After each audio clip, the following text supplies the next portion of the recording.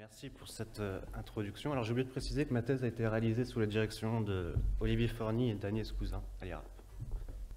Bon, je précise. Et donc effectivement aujourd'hui je vais vous parler rapidement d'environnement passé sur Mars, de l'instrument ChemCam et de minéraux d'altération. Donc tout d'abord nous pouvons nous poser la question pourquoi s'intéresser aux environnements passés sur Mars? Eh bien parce que nous savons que Mars dans son passé était une planète très différente de celle que nous observons aujourd'hui, avec une hydrosphère relativement bien développée.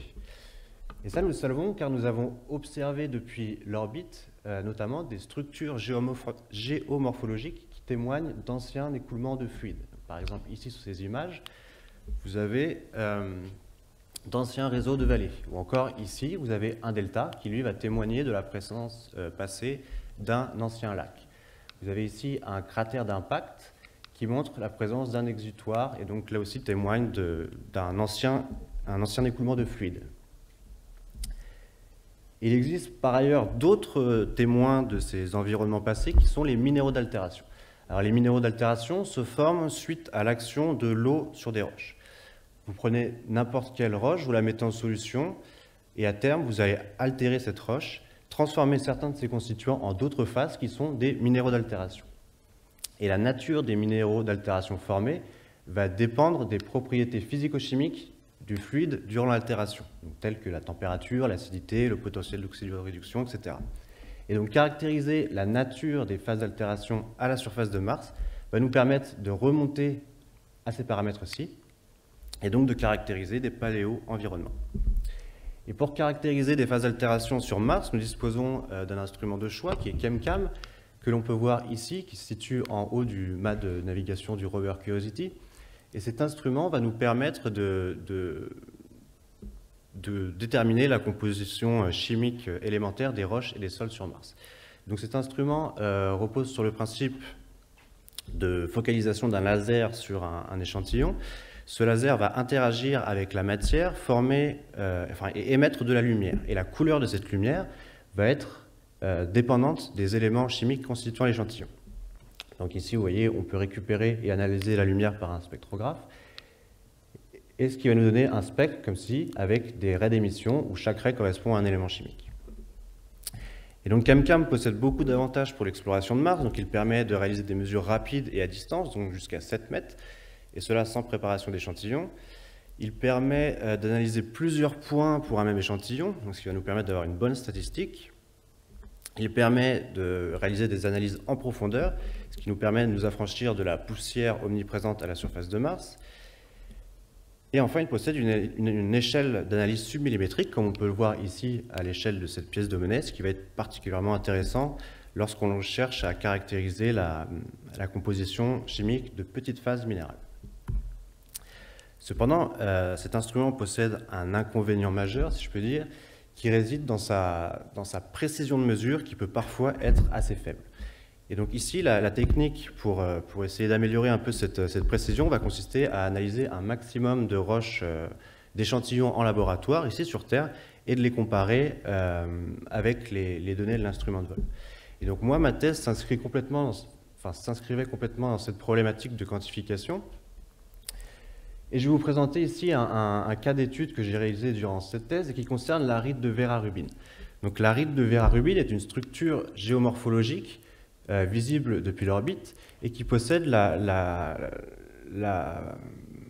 propriété de posséder une signature spectrale d'hématite. Donc l'hématite est un oxyde de fer uniquement composé de fer et d'oxygène. Et sur Mars, l'hématite va se former principalement suite à l'interaction avec de l'eau, enfin l'interaction aux roches. C'est donc un minéral d'altération. Ici, vous avez deux images de l'aride lorsque le rover s'est approché. Et un fait intéressant est que lorsque le rover est monté sur l'aride, ChemCam n'a enregistré aucune augmentation en fer. Donc, ce qui était plutôt intriguant étant donné cette forte signature d'oxyde de fer, d'hématite. Et donc de là, s'est posé une question. Est-ce que le modèle de quantification actuel des données ChemCam, finalement, était adéquat pour être capable d'enregistrer ces petites variations en fer? Et donc, mon travail a consisté à analyser en laboratoire, avec une réplique de l'instrument, des échantillons analogues de basalte, des échantillons analogues aux roches martiennes qui vont être dopés en oxyde de fer, et notamment en hématite. Donc ici, vous avez une réplique de l'instrument ChemCam avec lequel je travaille, qui va être couplée avec une chambre martienne, donc qui permet de simuler l'atmosphère martienne en pression et en composition, donc essentiellement du CO2. Et donc les échantillons vont être introduits dans cette chambre et analysés par le laser, comme on peut voir ici.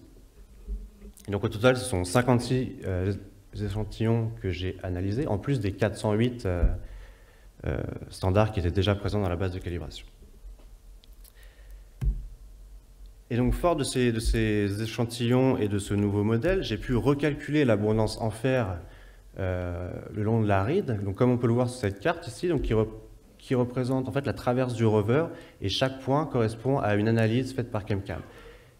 Et plus c'est rouge, plus c'est concentré en fer. Et donc, ce que l'on observe sur cette carte, c'est qu'effectivement, il y a une variabilité spatiale du fer, en particulier dans cette zone-là, qui semble particulièrement riche en fer et donc en hématite. Et une seconde observation que nous avons faite, qui est très intéressante, est que la distribution spatiale du fer est très bien corrélée à la distribution spatiale d'un autre élément, qui est le manganèse. Donc on peut voir, si on compare cette carte, on va retrouver des ressemblances. Avec notre zone riche en fer, ici on retrouve une zone riche en manganèse. Et on peut également regarder ici, donc ce graphe montre la distance du rover depuis l'atterrissage en fonction d'une abondance relative. Et on voit qu'entre manganèse et fer, on observe des variations sensiblement similaires. Et donc au-dessus, c'est le modèle du fer avant mon travail. Donc on voit qu'effectivement, c'est quand même bien différent. Et cette corrélation fer-manganèse, en fait, elle est assez intéressante parce qu'il y a une histoire géologique à tirer de cette observation. Et je vais finir par cette slide. En fait, cette distribution spatiale fer-manganèse suggère l'implication d'un processus redox capable de mobiliser, transporter puis de précipiter préférentiellement ces deux éléments sur la ride. En effet, on sait qu'en milieu réducteur, ces deux éléments vont être mobilisables, alors qu'en milieu oxydant, ces deux éléments vont précipiter. Et donc ici, en étudiant ces deux éléments, nous mettons en lumière une histoire hydrogéologique complexe sur cette ride avec un fluide aux propriétés chimiques changeantes, d'abord réducteur, puis devenant oxydant. Et donc finalement, nous voyons qu'en étudiant ce minéral d'altération qu'est l'hématite, nous avons pu déterminer la présence d'eau à cet endroit précis sur Mars, sur cette ride, mais également de caractériser les propriétés chimiques de ces fluides. Et donc je vous remercie de votre attention.